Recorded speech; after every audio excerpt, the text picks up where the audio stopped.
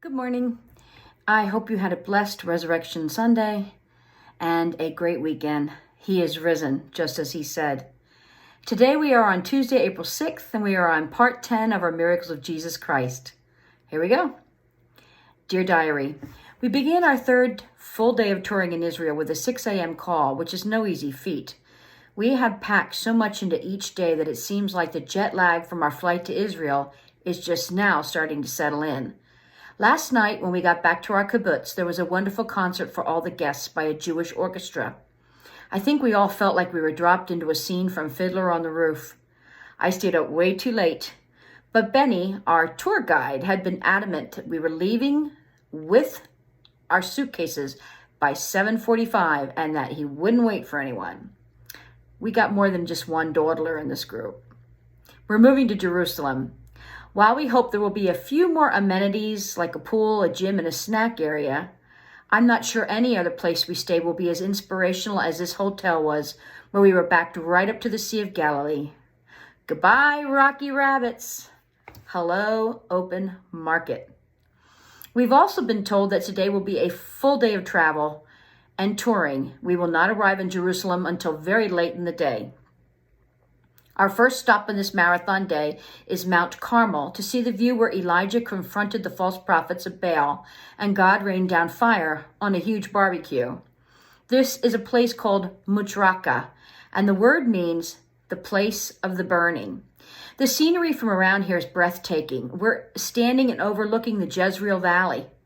There's also a spring of water, which is what the biblical story speaks about, that Elijah repeatedly had the men draw water from to pour over his altar. And this was all done during a time of extreme drought. This is all documented in 1 Kings 18, verses 30 to 48. It goes like this. Then the fire of the Lord fell and consumed the burnt sacrifice, the wood, the stones, the dust, and it licked up the water that was in the trench. And when all the people saw it, they fell on their faces and they yelled, "The Lord, he is the God. The Lord, he is the God." And Elijah said unto them, "Take the prophets of Baal, let not one of them escape." They took them, and Elijah brought them down to the brook Kishon and slew them there. The Kishon River that flows at the foot of the mountain was named El Mukta, and that means amputation. So it could very well be one of those few places we go that is the exact spot. It also speaks of the slaughter of the idol priests who were killed there. They were cut. They cut them asunder. Mount Carmel has attracted many Christians over the decades that became reclusives. They live there now only to serve the Lord in prayer and atonement.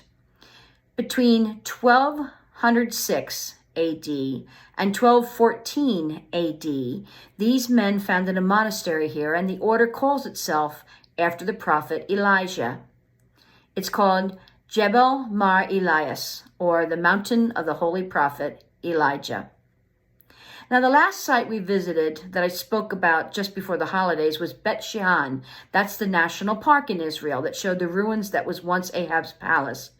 It's interesting that we went from there to here because Ahab hated Elijah as much as the men who live in this order revere him. Just when I think I can't get any closer to the Lord than we already are, being here in the valley of Jezreel, hearing about Elijah, Benny, our tour guide, says, get on the bus. Our next stop is Cana of Galilee. John 2, 1 to 11. On the third day, remember that, on the third day, a wedding took place at Cana in Galilee. Jesus' mother was there, and Jesus and his disciples had been invited to the wedding. When the wine was gone, Jesus' mother said to him, "They have no more wine." "Woman, why do you involve me?" Jesus replied, "My hour has not yet come." His mother said to the servants, "Do whatever he tells you to do." Nearby stood 6 stone water jars, the kind used by Jews for ceremonial washing. They each hold about 20 to 30 gallons. And Jesus said to the servants, "Fill the jars with water." So they filled them to the brim. Then he said to them, "Now draw out and take it to the master of the banquet." They did so. The master of the banquet tasted the water that had been turned into wine. He didn't know where it had come from, although the servants who drew the water knew. And then he called the bridegroom aside and said, "Everyone brings out the choice wine first, and then the cheaper wine after the guests have had too much to drink. But you have saved the best till now." What Jesus did here in Cana of Galilee was the first of the signs through which he would reveal his glory and for his disciples to understand his value and who he really truly was. For the record, John is the only gospel book to speak of this miracle. Possibly the other disciples were not there. But earlier in the chapter, we do know that Jesus met Nathanael. Now, Nathanael was born in Cana, and he was sitting under a fig tree. But Jesus never saw him under the fig tree. And yet later when Jesus talked to him, Nathanael basically said, well, you act like you know me. And Jesus said, I saw you when you sat under the fig tree, which freaked Nathanael out a bit. Cana was a small village, so it's likely Nathanael was at that wedding. It was likely he knew the bride and the bridegroom. The city we went to that day with Benny, the tour guide, and Benny, the driver, is just a little village. I called it a city. It's a village. And it's Cana, but the first word is Kafr Cana. It's Kafr. And there we went to a Greek Orthodox church, which was built in 1886. Now, in this church, they have 2 stone jars that they claim are 2 of the jars used in Jesus' first miracle. Was it? Who knows? Probably doubtful, because there's been some excavation since we were in Israel. There's been some excavation, and they're finding an underground tunnel about 5 miles away that could have very well been where the actual wedding took place. And they're finding these old jars that date back to the time of Christ. It's really kind of fascinating. But you know what? It makes for good tourism in the land of Israel, and the Greek church is making some money off of it. So the story is what is important here. Not where Jesus exactly stood when he said to the servants, fill it to the brim with water. What he did here, Jesus demonstrated his heavenly authority, even over the elements, because he took something that was non-alcoholic and he changed the molecular process of it in seconds into a fermented drink. It showed his authority. So, just so you understand, the bridegroom and the bride, to run out of wine in this culture, in this day, was shameful.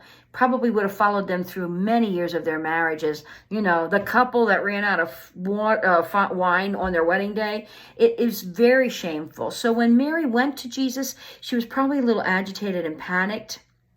For instance, some of this tradition of taking care of your guests is actually shown in Genesis 19:8, which is a horrible explanation, but it's to show you how seriously they took this philosophy of entertaining of guests. In Genesis 19:8, Lot offers his 2 virgin daughters to a mob of men that are trying to attack the 2 angelic beings that had come to his home to get him out. So rather than have his men, these angels, sodomized by the men of the village, he offered these men his virgin daughters. That's how seriously they took the protection and the care that you gave to someone in your home. So back to Cana. As I said, Mary was probably a little panicked. It almost sounds like Jesus is speaking rudely to her when he says, woman, what do I have to do with you? But it's one of those translational things. In essence, Christ was probably using the word ma'am, because it's the same word he used when he was being nailed on the cross, and he looks at Mary and says, woman, behold your son. So, ma'am, behold your son. And then he said to John, John, behold your mother, or the ma'am. It was a form of respect, even though it sounds rude in our English language. Also, Jesus was probably... It alludes to the fact that Jesus and Mary had a conversation before this, something to the effect that he said, my time hasn't come yet. He kind of alludes that they already had this discussion, because he says to her again then, when she says they've run out of wine, he says, why are you involving me in this?